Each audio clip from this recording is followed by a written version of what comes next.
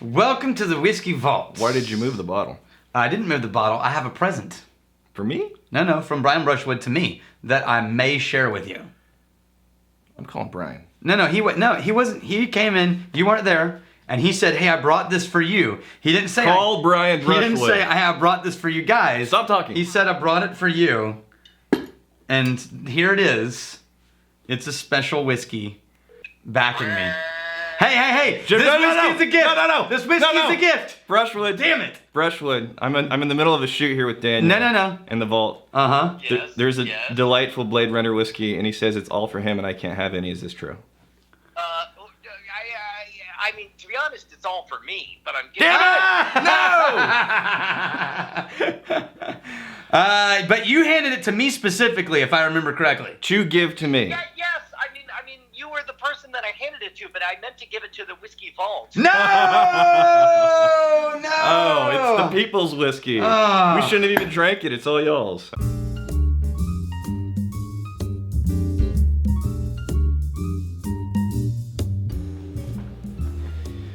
Now this is a very special edition we got going here. Hey, get your face out of the camera. Checking.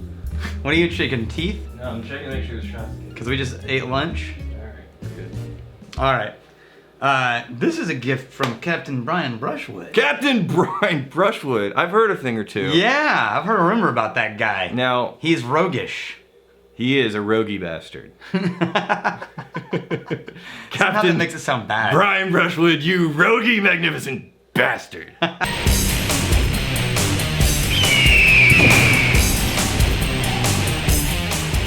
Alright, so Brian showed up. He went on this special little thing and got to be a part of the opening weekend stuff from the new Blade Runner movie. Yeah. And he came back with this. The Blade Runner whiskey. Yes, now it was suspiciously already half empty.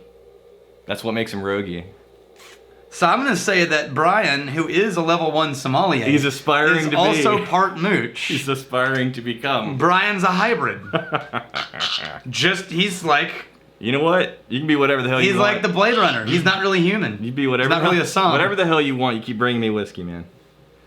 So this is a special edition released around the Blade Runner movie. Did you ever see the... It was, I saw the original. Yeah. Yes. Super good. And, This is coming out the same day we're releasing this video? Yep. Is it Friday? I don't know. How do you not know? I don't know. I wait until it's been out for a while so it's not crowded in the movie theater. Right. Because I don't like people.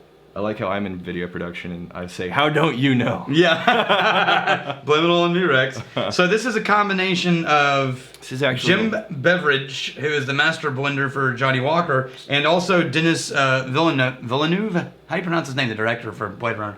Yes. Going for the modern bottle shape. This is, well, it's futuristic retro. Right. It's Blade Runner. It's Blade Runner. It's very bladey. Now, we don't know what's in this, but we do know that very often when Johnnie Walker adds smoke to a whiskey, they're using Koila. I'm getting android milk in here. Android milk? Android milk. Oh, interesting. How do you milk an android, Rex? It's gonna be that kind of show, huh? Mm-hmm. All right. This smells more peaty than I was expecting. I'm pleasantly surprised. You play around with its digital bits. That's the answer to that question. I just made that up. I invented a dad joke. From scratch. That's pretty good. Back to the whiskey. Because I'm a professional. Oh, this is good. No, it smells smokier than you'd expect. Yeah, and I want to see how it compares to the black. And then the blue. No. Oh, it's very blue. I'm getting so much blue in here. It's very close to the double black. I need to drink some water and try that again. This is actually a little bit more vibrant. It's a little lighter. No. It's got more floral notes. This is a little bit more rich and vibrant. Yeah, that's what I mean. Okay. I get more of the dark raisiny cocoa notes. But they are very similar. But they're really close. So now I need a whole... The double black feels a little thinner. I need a whole new thing to make fun of you on. Wow, I'm getting a lot more apple and spice. It sort of lingers. It does. It lingers. And a lot more than the double black. It just hangs with you a little bit. It does. It feels like it's more oily. And it's a more concentrated version. So they only released... Totally. I think they evaporated water out of the double black and called it Blade Runner.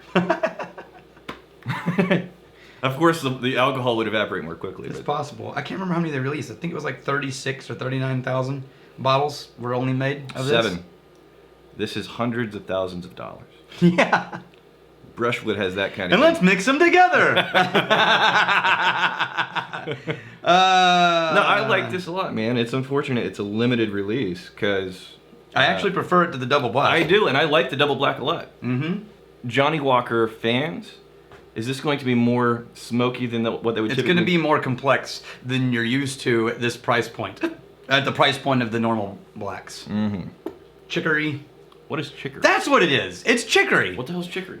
I was thinking coffee, but it wasn't coffee. Chicory is a Cajun root using Cajun coffee. Like if you go to Café du Monde in New Orleans, Okay. that makes the beignets and the black coffee cafe au laits. Sure. They're using chicory coffee, Hmm. right? And it's a root, kind of got ground root. It's a really toasty, dark coffee note. Bobby Parnell.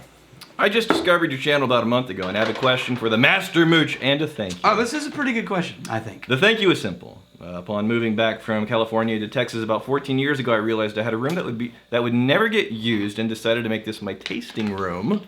Nice. I then set out to seriously upgrade my whiskey collection, buying at least 1 premium bottle and 3 more regularly priced bottles per month in addition to my everyday scotch, which is generally a Talisker. That's pretty serious. Which is good. Well done, you. Despite now being surrounded by wonderful whiskeys, I found myself in a rut, always reaching for the same 3 to 5 bottles. Yeah, Your me too. show inspired me to experiment more, and for that you have my eternal thanks and gratitude. Now you're about to meet Rex, Which you when can- he gets old. Which you can repay by sending us lots of whiskey. You're about to meet Rex. How when he much gets is your old. gratitude worth? Are you ready, Rex, to read your future? Your show inspired me to experiment. My question is this. I have an 84-year-old neighbor who can still drink me under the table.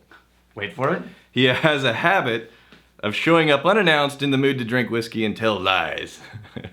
Always with the bottle of budget bourbon in his hand. Yes, he brings a budget bourbon, but All right, I think, however, it is the very same bottle he first showed up with 6 years ago, still unopened. He just takes it with him. That's fun. and what does he use it He for? always wears the biggest pockets. Yeah, that's Somehow right. I can never find the bourbon he brought. It always manages to set on the table while somehow we wind up pouring from one of my premium malts, even occasionally sacrificing one of my investment bottles to our sessions. Ooh. Right? And then he goes home with an unopened budget bourbon. So Rex, oh wise and revered mooch, has my neighbor come up with a brilliant way to mooch high quality whiskey, or does his initial investment, around $20 I suspect, in the bourbon negate his mooch status? Oh, no. Dude, he is so moochy. Oh, yeah. You never got $20 worth. No. That's in his pocket. He's taking it home. You have been mooched time and time again. That old man's a genius. Yeah. I'm surprised he don't walk bow-legged. I told you, there's Rex when he is 84. Yeah, could you have printed longer comments? I know, they're Dude. wordy. There's 2 that take a full That's why I page. only did 2, and I got the print a little bigger so it wouldn't be complicated. Hi. But I was trying to remember, this was an interesting thing. Zach Williams. Hi, my name is Zach. I'm one of your newer viewers, and I love your show. Thank you.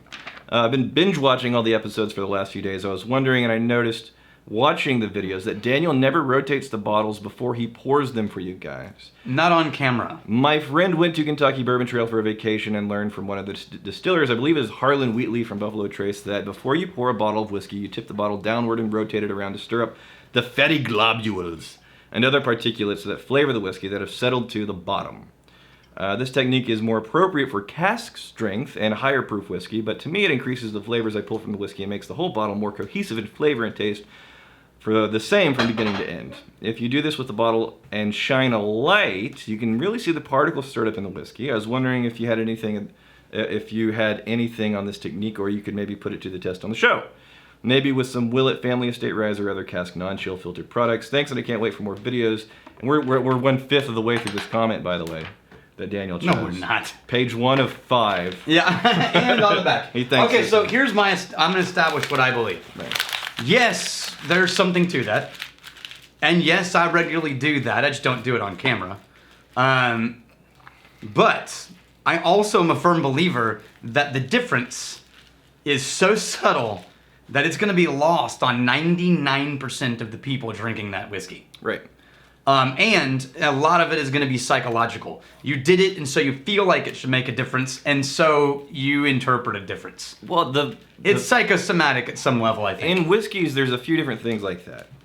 And the biggest value I see is it becomes part of the ceremony and the enjoyment, even if, rationally you can't tell an A to B difference.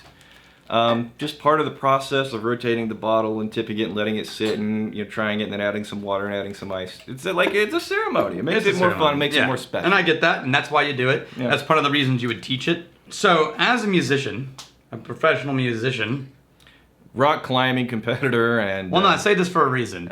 a lot of my friends... Wait, advisory board member. I know. Right? A lot of my friends... How much time do we have? We're going to go through the list here. Now, can you tell the difference between those two? Keep them in order so I can know what's what. One of those I mixed up and one of them I didn't. Yeah. They're both rye. And that's a Willett 54.7% alcohol cast strength rye. Okay, this one does smell a little more pronounced, like 5% more for me. This is the one I mixed up. Oh, really? Yeah, this is the one I didn't mix up. Does that smell sharper to you? No. Okay. There was a little more drama on the second one. Okay. But it's so subtle. So subtle. It's going to be lost on most people. Right. So do it if it's fun. Okay, so as a musician, so here's what happened. When digital instruments started coming out, digital amp modifiers, or not modifiers, but modelers, right? So it's, you could buy a little software that pretended to be 100 different old amps. Sure. Plug your guitar into it. There's an app for that. There's an app for that. And they've gotten better and better and better. So early on, you could tell this was fake, right? Now, it's almost impossible. And so, and I'm always arguing this, and all my analog snob friends are like, no, if you're not micing the real amp, you're full of shit, right? Right. So my last album I recorded, I did all my electric guitars through modelers with an acoustic guitar. I didn't even use an actual electric guitar. I showed the songs to every analog snob friend I have, and all of them said some version of, kick-ass tone, man, what were you using? And then I had the joy of being able to go, well, funny you should ask that. That's actually an acoustic guitar through the universal audio and then through, it was ridiculous. So that's what I feel about things like this. Sure. I feel like the true snobs and the discerning palates will convince themselves there's a difference. But for 99.5% of the population, right over your head. Sure. Now, I do think you should still do it for the reasons Rex said. It's fun, it's cool, it's interesting, it's part of the ceremony. Yeah. So definitely still do it and convince everyone there's a huge difference. Yeah. That makes it more special. Totally worth it. It makes it more special. And it makes a great story. So coming back to the Blade Runner. To the Blade Runner. Off the heels of this rye. There's our rye. Did you? Okay. Yep. Try a little bit of the rye and then come back to the Blade Runner. And that. Ooh, interesting. Yeah. It goes a little musty. Mm-hmm. Ooh, it's got more punch too. Mm-hmm. That's weird. That can't be true. I know, because the rye is pretty punchy, and you would think it would tame the Blade Runner. Oh, it didn't punch up the Double Black, but it did punch up the director's cut. Oh, okay. Yeah, good stuff. Cinnamon? Yeah. All right. Well, congratulations to you, Rex, for getting to drink some of my bottle of the director's cut Johnnie Walker that Brian Brushwood gave me. All right, I'll talk to Brian about that, and we'll get a referee's decision. Flag on the play. All right, here's to... wait, you got one thing. There's one thing.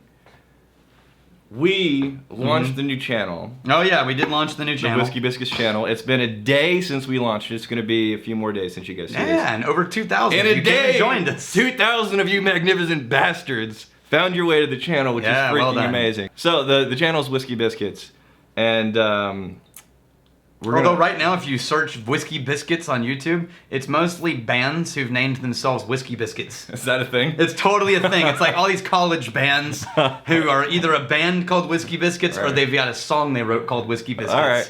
It's all musicians. So we were channeling the dude bros in college. Totally. We're either a whiskey or we're a fraternity band. Okay, so we're going to link the new channel in the description below. Yep. And we're not telling you to buy anything or do any kind of business with us. Just but come hang out if with you're us. curious, you want to check it out, then there's one video, and we're going to release new videos every Saturday. 2 a day. Every Saturday-ish. We're gonna release 2 a day, 7 days a week. Every Saturday. So you're gonna get like a Saturday video. Starting special. Yeah. Special. Not within the next 24 hours. You know why I'm okay with this? Because Rex has to do most of the work. No, you just wait. All right, here's to fighting, stealing, and drinking. Fight, may you fight for a friend. If you steal, may I steal a lover's heart. If you drink, may you drink with us. Hey, thanks for hanging out with us in the Whiskey Vault. Don't forget to throw in a like, hit that subscribe button on the bottom right, and drop a question or comment down below.